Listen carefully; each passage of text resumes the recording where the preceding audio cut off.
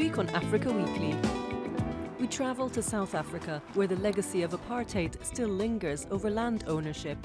And we take a look at the cancer crisis gripping the country's KwaZulu-Natal province. And we take you to Uganda, where football fever is causing a gambling flutter. But first, a summary of the stories that made the headlines this week. At least 18 people were killed in Abidjan overnight on Monday after torrential rains triggered flash floods over 2.5 meters deep. Emergency medical centres were set up across the seaside city to treat the casualties. A city of 5 million, the Ivorian capital suffers from infrastructure problems, with many homes built in flood-prone areas.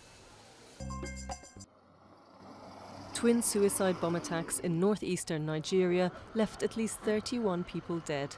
The blasts ripped through the town of Damboa in Borno State on Saturday evening, targeting people returning from celebrating the Muslim Eid al-Fitr holiday.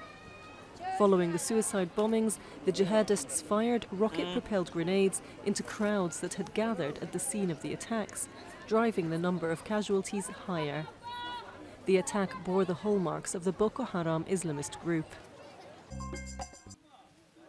Dozens more migrants were found dead this week following several failed attempts to reach European shores.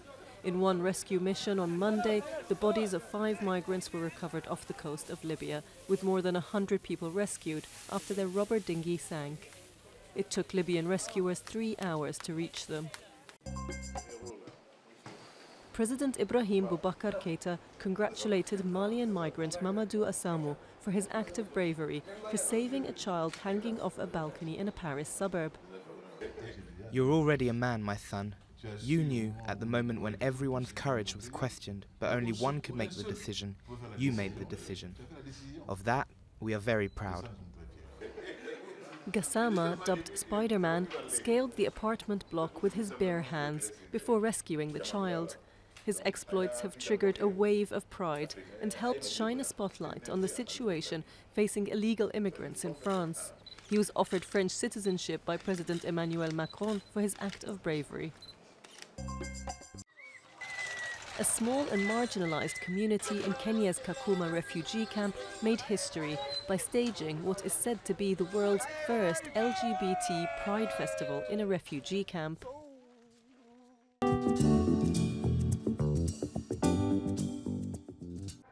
This abandoned building in downtown Cape Town is home to more than 300 people.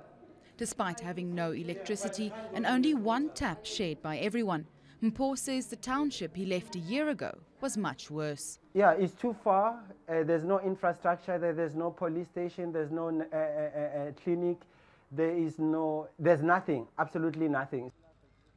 This building is in the middle of Sea Point, a chic, mainly white tourist area in South Africa's second largest city. Living in this prime location is normally impossible for the poor, even though they come into the city to work. We don't mind living like what? Just to show the government we want houses in the inner city. And if they want us out of here, the only reason we're going to move out here if they build for us houses in the inner city. 24 years after the end of apartheid, the demographic distribution of South African cities has not changed much. A white minority lives mostly in gated communities close to the business hubs, while many black South Africans still live in cramped, dangerous informal settlements with poor service far outside the city. The racially unequal distribution of land is not just an unfortunate legacy of apartheid. It is an unacceptable continuation of apartheid. In Cape Town, the local government recognizes this problem, but says it couldn't have done things differently without much greater resources. We've built in South Africa 4.8 million houses, free houses, unprecedented in the world. But what we've done is built them where we can do large volumes of housing quickly and cheaply. And so we've built housing on the edge of the city, far away from where jobs are and where the amenities are that everybody else takes for granted. Whether agricultural or urban, land ownership is an explosive topic in South Africa, especially ahead of the 2019 general elections. Since his appointment, President Cyril Ramaphosa has promised to accelerate land reform to correct some of the injustices of apartheid.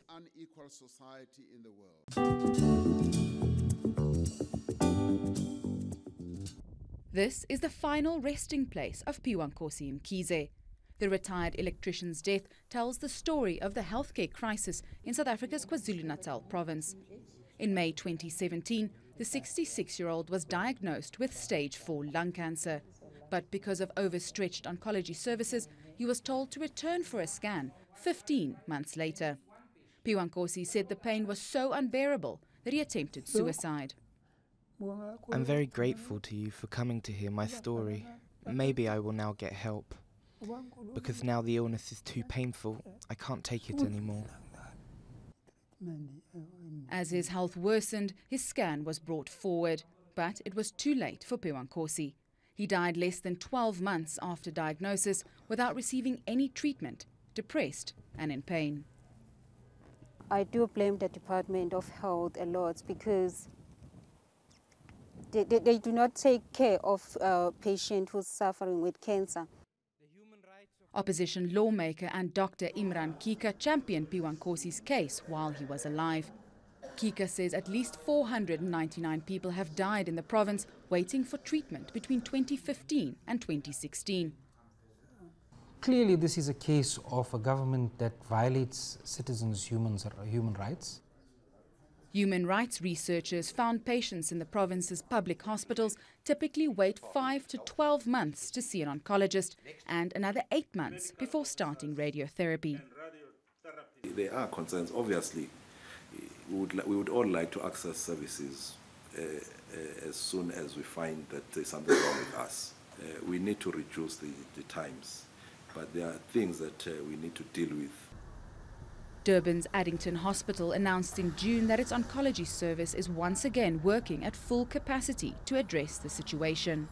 Officials have also promised to hire more health professionals in the province, and the health minister said the region would get a share of a $7.6 million relief fund.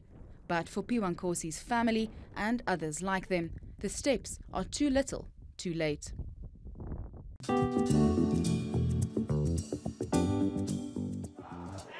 Football and betting is an addictive combination in Uganda.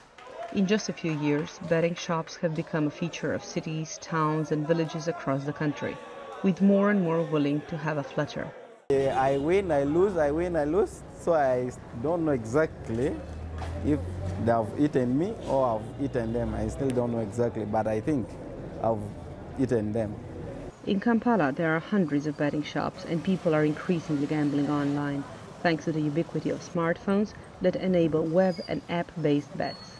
In 2016, the government established a national gaming board in an attempt to regulate the exploding industry. We know very well that most of the youth love sports, especially the male youth. They love football. So they all place bets on their favorite teams, especially out of the Premiership.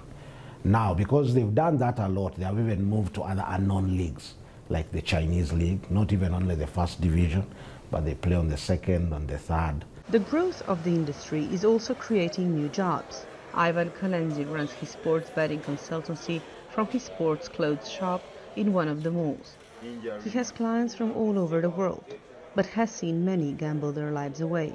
For the last 5 years, I've been meeting people with so many different problems, fees, people are losing houses because of gambling, people are losing out on families because of gambling, people are in too much debts because of gambling. So there are many, many problems associated with gambling.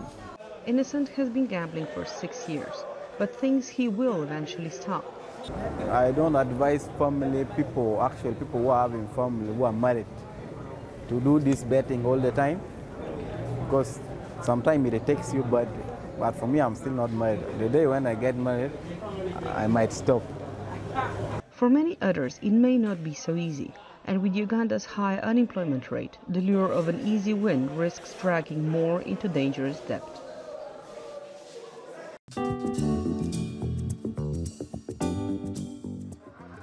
Russia dealt Egypt's pharaohs a devastating blow with a resounding 3-1 win in a World Cup match on Tuesday, despite the return from injury of Liverpool star striker Mohamed Salah. That's all from us at Africa Weekly. Until next week. you.